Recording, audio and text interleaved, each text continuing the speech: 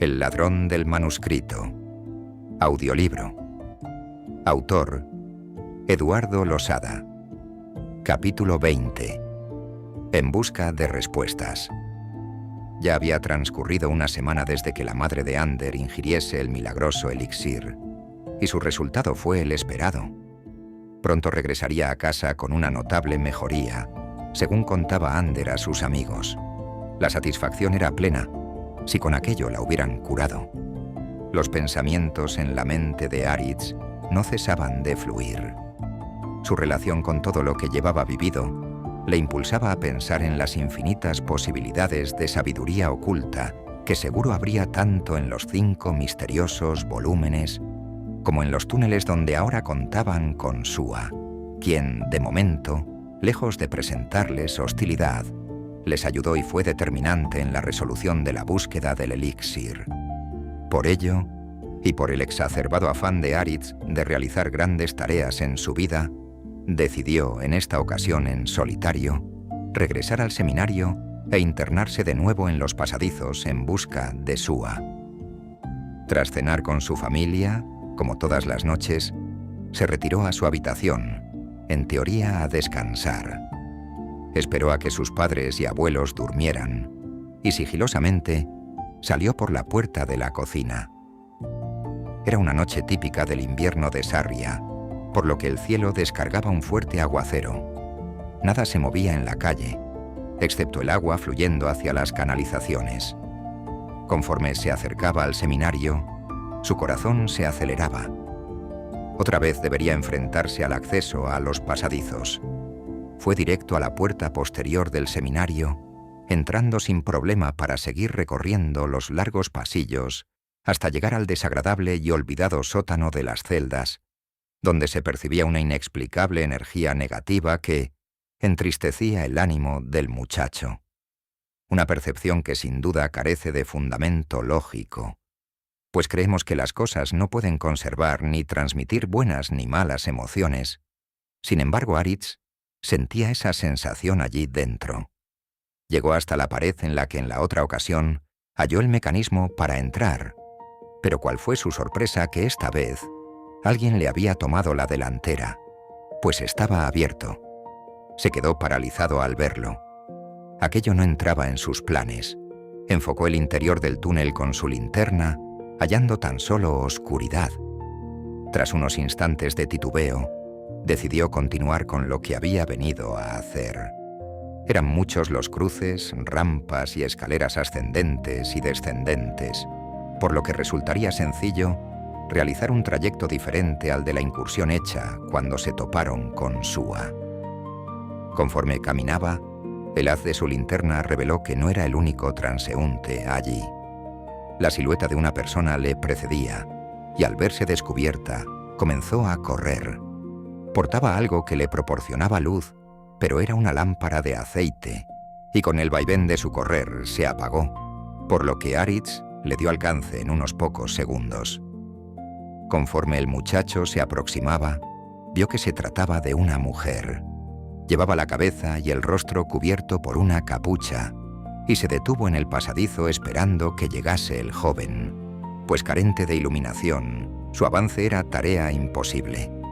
Aritz ahora estaba embargado por una sensación más afín al miedo que a la prudencia. Sin embargo, enseguida comprendió que aquel encuentro no parecía entrañar peligro alguno, por lo que, con tono calmado, preguntó: «¿Quién eres?», dijo el joven. La misteriosa mujer se quitó la capucha a la vez que contestaba. «Hola, Aritz, soy Loredi», respondió con tono suave.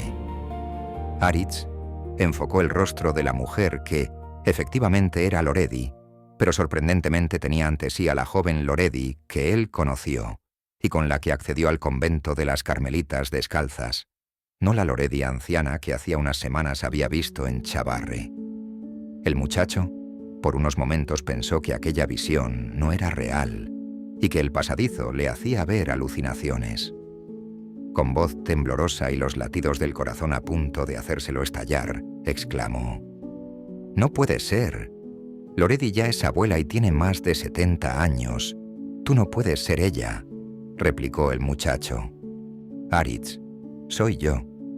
Soy la misma anciana casi ciega que te abrió la puerta cuando pinchaste la rueda de tu bicicleta. En ese momento no te reconocí, pero al poco tiempo recordé tu voz y entendí quién eras, aunque por supuesto no comprendía nada. Para mí, los años habían transcurrido y tú, por el contrario, continuabas por ahí subido en tu bicicleta y sin que el paso del tiempo hubiera actuado sobre ti, le contó al joven y siguió diciendo: soñé muchas veces con encontrarte de nuevo y explicarte cómo había sido mi vida, gracias a ti y a la relación con estos misteriosos pasadizo. Pero aquella inesperada visita tuya iluminó de nuevo en mí la pasión por encontrar respuestas a muchas de las preguntas que han rodeado mi existir. Y por eso, aquí estoy. La joven tomó la mano de Aritz para inspirarle confianza y continuó diciendo: escuché que el seminario se encontraba en obras y aprovechando que hoy estaba sola en el caserío, he venido, dijo Loredi. Aritz, ya más tranquilo, siguió preguntando: ¿y cómo has encontrado la entrada?, dijo a la vez que apretaba su mano. No te lo sabría explicar, solo sé que al entrar seguí unas huellas en el pasillo y llegué hasta aquí, respondió Loredi.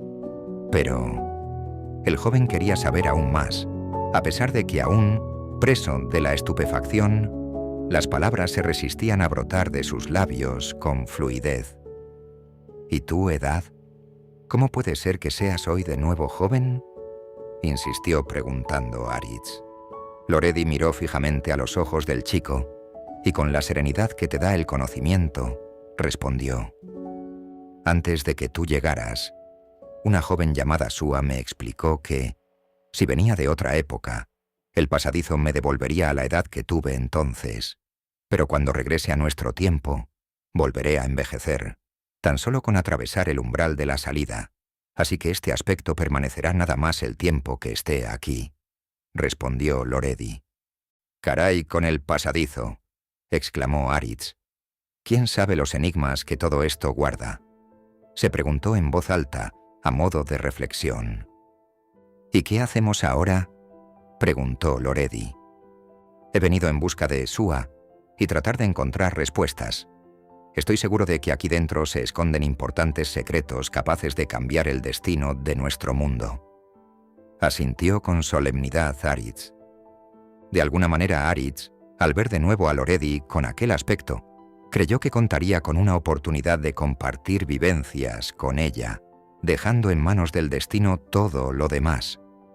Ahora, tras aquella conversación, sabía que podía disfrutar de su compañía así, pero más temprano que tarde volverían a su mundo, y ella regresaría a su realidad, esa en la cual se encuentra, que no es otra que hallarse en las puertas del invierno de su existencia. De cualquier forma, cada uno de ellos debía resolver sus dudas, y la aventura allí adentro continuaba. Avanzaron juntos por la galería, llegando a la cámara donde se hallaba uno de los ejemplares que, según la leyenda, contenía la verdad de la creación y del fin del mundo. Loredi se acercó y, limpiando el polvo de su cubierta con la palma de su mano, lo abrió por una de las páginas centrales y comenzó a leer en voz alta. La riqueza material es infinita, aunque debes de proclamar la escasez de bienes para someter así a la pobreza a aquellos que quieras dominar. Leyó Loredi cerrando de nuevo la página. Algo entró volando a la habitación a gran velocidad. Era la lechuza de Sua, por lo que ella no andaría lejos. Al instante, apareció de las entrañas de una de las galerías que desembocaban en la cámara. «Veo que ya os conocéis», preguntó la anfitriona a sus visitantes. «Así es», respondió Loredi, y prosiguió diciendo: «Nos gustaría saber más sobre ¿cuántos secretos guardan estos pasadizos?», respondió Loredi con otra pregunta. La eterna joven, aunque secular, hizo un gesto con su mano indicando la siguiesen. Caminaron tras ella por un túnel muy estrecho, tanto que en ocasiones, para continuar, era necesario deambular de costado, hasta que llegaron a una pequeña puerta cerrada con un grueso candado oxidado. Sua se agachó y de una diminuta trampilla camuflada en el suelo, extrajo una llave con la que abrió el candado. Sua se retiró para que Loredi y Aritz accedieran a su interior. Era una habitación de gran tamaño. Al fondo se hallaban 2 ventanas. Sobre su marco había una inscripción diferente en cada una de ellas. En una decía Novissime y en la otra Futurum. «¿Veis las ventanas, verdad?», les preguntó Sua, y siguió diciendo: «Son las ventanas del pasado y del futuro. Cada una de ellas, al asomaros, os mostrará las imágenes sobre una pregunta que le formuléis desde vuestra mente, pero tan solo podéis preguntar a una de ellas. No podréis conocer las respuestas del pasado y del futuro. Así que pensad qué es lo que más os inquieta, y mirad a través de la ventana correspondiente». Loredi y Aritz, aunque desconocían la lengua latina, asociaron pronto las inscripciones de los marcos, discriminando. Loredi tenía mucha curiosidad por la suerte que habría corrido, de no encontrar aquella noche a Aritz y a sus amigos semiahogados en el río. De alguna forma, siempre pensó que no pertenecía por completo a este mundo. Así que abrió la ventana cuya inscripción obraba la palabra Novissime y se asomó. Sobre una fina lámina de agua, vio cómo se encontraba en una lúgubre estancia con una pobre hoguera en una de sus esquinas. En sus brazos portaba una niña de no más de 8 años, aparentemente dormida. Ambas estaban junto al fuego, pero Loredi lloraba con amargura, implorando al cielo que su niña volviera. Tras ella, otros 2 niños varones de poca más edad lloraban de la misma manera, por lo que ahora sí, el motivo estaba claro, y se trataba de la muerte de su hermanita. Loredi, tras ver aquello, se retiró rápido y cerró la ventana, con un claro gesto de alivio en su rostro. «Gracias al cielo que os encontré», le dijo a Aritz, abrazándose a él, con la respiración acelerada, recuperándose aún del choque que las imágenes le habían generado. Aritz, aunque se encontraba a su lado, no podía ver ni oír lo que su compañera había visto. La ventana solo se lo muestra a la mente de quien la interpela. Loredi se acercó hacia la puerta, y ahora era Aritz quien tenía el deseo de conocer lo que el futuro le depararía. Abrió la ventana identificada en su marco como Futurum y se asomó. La fina lámina de agua le mostró tumbado sobre una cama. En aquella habitación había 3 camas más, con sendos escritorios y sillas, casi a modo de pupitre. En uno de ellos, un joven de su edad leía un libro. Toda aquella escena le resultaba familiar. Se dio cuenta de que se trataba de su habitación del orfanato. Su cabeza comenzó a moverse de un lado a otro, con claro gesto de negación, retirándose y cerrando la ventana al mismo tiempo. «¿Qué te ha mostrado, Aritz?», preguntó Loredi. Aritz se encontraba tan confuso y contrariado que no quiso dar importancia alguna al hecho. «Nada, nada. He debido ser incapaz de realizar bien la pregunta de mi deseo, y me ha mostrado también una escena del pasado», respondió, restando importancia a lo que había visto, pues no quería valorar ni por un momento que su sino fuera regresar a pasar ni un solo minuto de su existencia en aquel impersonal orfanato. Sua y su lechuza blanca aguardaban fuera de la habitación. Los jóvenes salieron tratando de recomponerse de las emociones.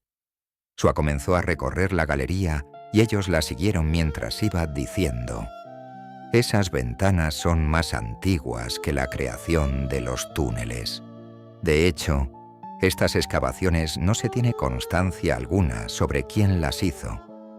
Los monjes construyen sus templos sobre las ruinas de los anteriores, y cuando llevan a cabo las obras para hacer los cimientos, saben que casi siempre hallarán vestigios de sus predecesores. El monje guardián me contó que, a través de esas ventanas, Los miembros de una de las civilizaciones extinguidas que pobló la Tierra eran capaces de predecir el futuro de las cosechas, las mareas, las plagas, las hambrunas e incluso las guerras.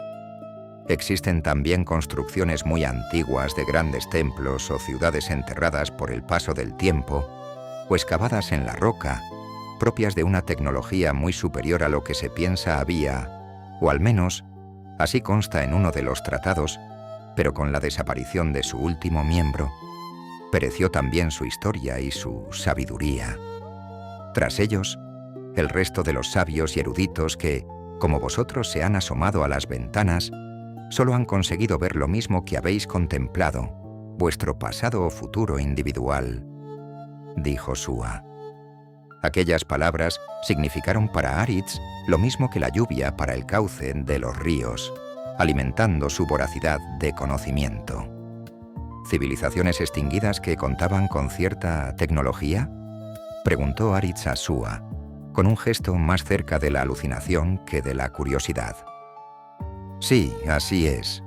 Es más, uno de los tratados sitúa en las inmediaciones de Arralde evidencias de que estos pasadizos en otra época conectaron con una ciudad que existió en ese enclave y que hoy se encuentra enterrada. Además, uno de los libros narra que se han encontrado huesos de animales pertenecientes a lobos gigantes, una especie de la que no se sabía hubiera cohabitado en este valle. Pero por lo que parece, el clima del planeta cambió, congelándolo todo formando una gran capa de hielo que sepultó con su peso a cualquier ser vivo. Y por supuesto los túneles, condenando para siempre su historia y hasta donde les hubiera trasladado, explicó Sua a sus dos atentos espectadores. Loredi miraba a Aritz con gesto de complicidad, como si le apeteciera descubrir algo más sobre todo aquello. Ambos conocían las propiedades de traslado en el tiempo que los túneles poseían. Por lo tanto, en la mente de ambos rondaba de nuevo la pregunta: ¿y por qué no buscarlo?